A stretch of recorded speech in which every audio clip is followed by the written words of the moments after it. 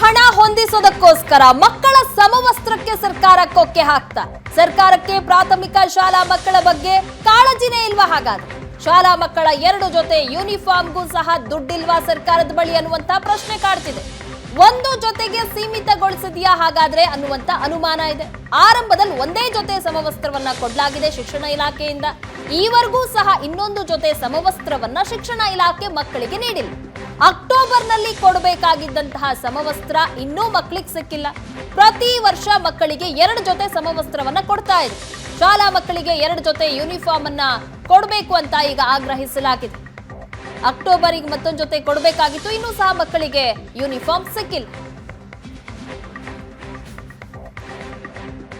ಸರ್ಕಾರಿ ಶಾಲೆಯಲ್ಲಿ ಓದುತ್ತಿರುವಂಥ ಮಕ್ಕಳಿಗೆ ಇದುವರೆಗೂ ನಮ್ಮ ಮಾನ್ಯ ಘನತಾವಿತ್ತ ಕರ್ನಾಟಕ ರಾಜ್ಯ ಸರ್ಕಾರ ಬರೀ ಒಂದೇ ಜೊತೆ ಒಂದು ಬಟ್ಟೆಯನ್ನು ಕೊಟ್ಟಿರೋದು ಮತ್ತು ಒಂದು ಜೊತೆ ಶೂ ಸಾಕ್ಸನ್ನು ಮಾತ್ರ ಕೊಟ್ಟಿರ್ತಾರೆ. ಈಗಾಗಲೇ ಮಕ್ಕಳಿಗೆ ಒಂದೇ ಬಟ್ಟೆಯನ್ನು ಸುಮಾರು ವಾರಗಂಟೆಗಳ ಕಾಲ ಹಾಕೊಂಡು ಹೋಗಿ ಬರೀ ಒಂದು ವಾರಕ್ಕೆ ಅದೇ ಬಟ್ಟೆಯನ್ನು ಮತ್ತೆ ಒಗ್ಗಿಕೊಂಡು ಮತ್ತೆ ಮುಂದಿನ ವಾರಕ್ಕೆ ಅದೇ ಹಾಕೊಟ್ಟಿರೋದು ನಿಜವಾಗ್ಲೂ ಭಾಳ ಕಷ್ಟ ಆಗುತ್ತೆ.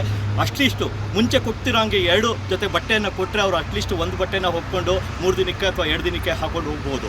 ಇಲ್ಲಿ ಏನಾಗ್ತಾ ಇದೆ ಅಂದರೆ ಕರ್ನಾಟಕ ಸರ್ಕಾರದಲ್ಲಿ ದುಡ್ಡು ಇದೆಯೋ ಇಲ್ಲೋ ಏನಾಗ್ತಾ ಇದೆಯೋ ನಮ್ಗೆ ಗೊತ್ತಾಗ್ತಾ ಇಲ್ಲ. ಎಲ್ಲ ಎಫೆಕ್ಟು ಸರ್ಕಾರಿ ಶಾಲೆಗಳ ಮಕ್ಕಳ ಮೇಲೆ ಬಹಳ ಪ್ರಭಾವ ಬೀಳ್ತಾ ಇದೆ. ದಯವಿಟ್ಟು ನಮ್ಮ ಮಾನ್ಯ ಶಿಕ್ಷಣ ಮಂತ್ರಿಗಳಿಗೆ ನಾವೆಲ್ಲ ಕಳ್ಕಳಿಯಿಂದ ಕೇಳ್ಕೊತಾ ಇದ್ದೀವಿ, ಸ್ವಾಮಿ ತಾವು ದಯವಿಟ್ಟು ಇದಕ್ಕೆ ಮೊದಲು ದುಡ್ಡನ್ನು ಹೊಂದಿಸಿ ಆ ಬಡ ಮಕ್ಕಳಿಗೆ, ಅಂದರೆ ಸರ್ಕಾರಿ ಶಾಲೆಯಲ್ಲಿ ಸುಮಾರು 90ರಿಂದ 95 ಭಾಗ ಬರೋದು ಬಡ ಮಕ್ಕಳೇ, ಅದು ಎಲ್ರಿಗೂ ಚೆನ್ನಾಗಿ ಗೊತ್ತಿದೆ. ದಯವಿಟ್ಟು ಅವರಿಗೆ ಒಂದು ಬೇಸಿಕ್ ವ್ಯವಸ್ಥೆನ ಮಾಡಿಕೊಟ್ಟು ಒಂದು ಯೂನಿಫಾರ್ಮನ್ನು 2 ಜೊತೆ ಅಂತ ಕೊಡೋ ವ್ಯವಸ್ಥೆನ ತಕ್ಷಣ ಮಾಡಿಸಿ. ಇನ್ನೇನು 3-4 ತಿಂಗಳಾದರೆ ಮತ್ತೆ ಎಕ್ಸಾಮು ಆಗೋಗ್ಬಿಡುತ್ತೆ, ಮತ್ತು ಮುಂದಿನ ಶೈಕ್ಷಣಿಕ ವರ್ಷ ಸ್ಟಾರ್ಟ್ ಆಗಿಬಿಡುತ್ತೆ. ನಮಗೆಲ್ಲ ಕಳೆಕಳಿಯಾಗಿ ನಾವು ಕೇಳ್ಕೊತಾ ಇದ್ದೀವಿ ಪೇರೆಂಟ್ಸು, ದಯವಿಟ್ಟು ಸರ್ಕಾರಿ ಶಾಲಾ ಮಕ್ಕಳಲ್ಲಿ ಓದ್ತಿರೋರಿಗೆ ದಯವಿಟ್ಟು 2 ಜೊತೆ ಬಟ್ಟೆನ ಆದಷ್ಟು ಬೇಗ ಒದಗಿಸ್ಕೊಡ್ಬೇಕಾಗಿ ನಾವು ಸರ್ಕಾರಕ್ಕೆ ಕೇಳ್ಕೊತಾ ಇದ್ದೀವಿ.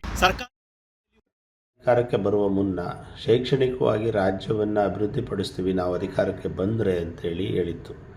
ಸೊ ಅಧಿಕಾರಕ್ಕೆ ಬಂದಾಯಿತು, ಬಂದೀಗಾಗಲೇ 1.25 ವರ್ಷ ಆಯಿತು. ಈಗಾಗಲೇ 2ನೇ ಶೈಕ್ಷಣಿಕ ವರ್ಷ ಮುಗೀತಾ ಬಂದಿದೆ. ಸೊ 2 ಶೈಕ್ಷಣಿಕ ವರ್ಷವನ್ನು ನಾವು ನೋಡ್ತಾ ಇದ್ದರೆ ಶೈಕ್ಷಣಿಕವಾಗಿ ರಾಜ್ಯವನ್ನು ಅಭಿವೃದ್ಧಿಪಡಿಸೋದರಲ್ಲಿ ಸಂಪೂರ್ಣವಾಗಿ ಸರ್ಕಾರ ವಿಫಲ ಆಗಿರೋ ಅನ್ನೋದಕ್ಕೆ ಬೇಕಾದಷ್ಟು ಸಾಕ್ಷಿಗಳಿದ್ದಾವೆ.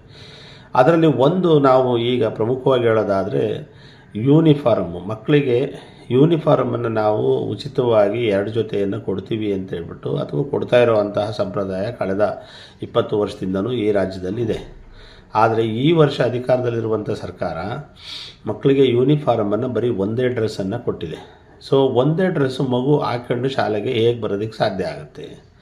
ಸೊ ಪ್ರತಿದಿನ ಆ ಡ್ರೆಸ್ಸನ್ನು ತೊಳಿಬೇಕಾಗುತ್ತೆ, ಮತ್ತು ಪ್ರತಿ ದಿವಸ ಆ ಡ್ರೆಸ್ಸನ್ನು ಹಾಕೋಬೇಕಾಗುತ್ತೆ. ಅಥವಾ ತೊಳೆಯೋಕ್ಕಾಗಲಿಲ್ಲ ಅಂದರೆ 2ನೇ ದಿವಸ ಅದು ಬೇರೆ ಥರ ಕಾಣೋ ಅಂತ.